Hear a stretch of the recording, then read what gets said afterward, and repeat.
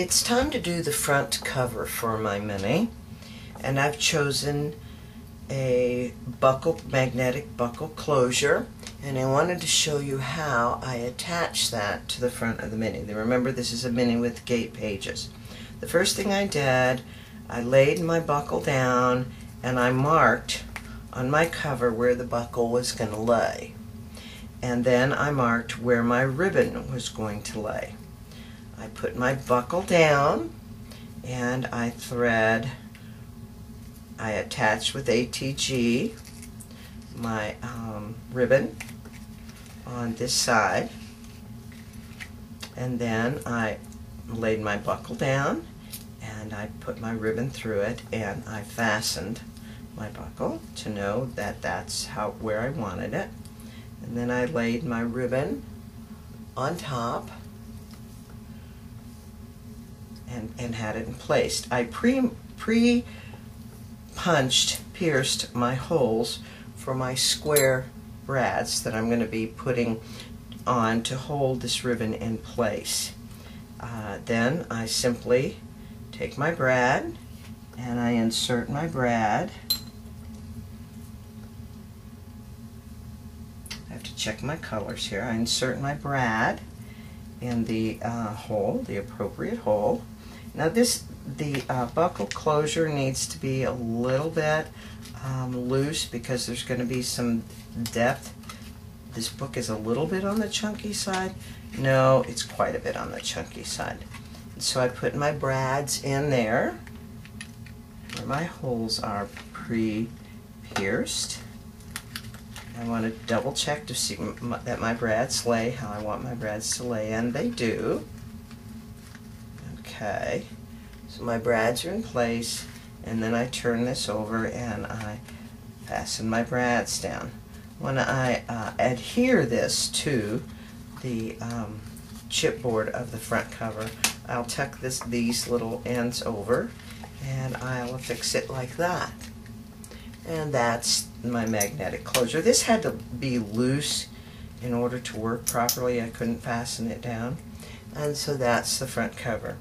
I'm also going to show you how I do my little mini books. And remember that when I compose my books, I always keep my clip handy so that I can have my pages clipped together. So this is the front page, and when you undo this, this will be the inside of that page. And I'll show you the completed book later. I have a couple of other tutorials I'm going to be doing for this book. So I thought it would take a minute. I'll just kind of show you. This is a fragment, and I've taken a piece of designer paper. I've taken an area that I wanted to feature.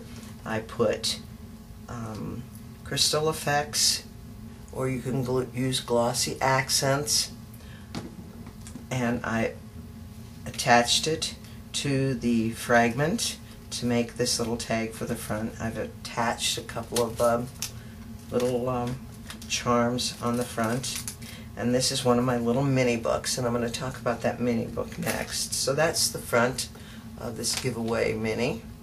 I'll be showing the whole mini in another video. I generally go to thrift shops and I find books that are in pretty disreputable shape. This one happened to be a Little Women book. I cut off the front and the spine, and then I lay that in my scanner and I scan it for future use. When I need it, then I can reproduce it. I print it out in the size that I want. This is not Little Women, this is just another one that I did.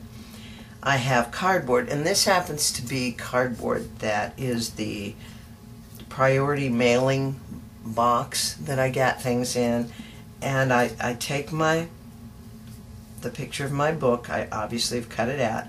I fold it over. I decide what thickness I want, and in this case I cut 3 pieces of the priority mail box, and I glue those together to give me the thickness of the book I want. I double check that with my book, with my picture of my book.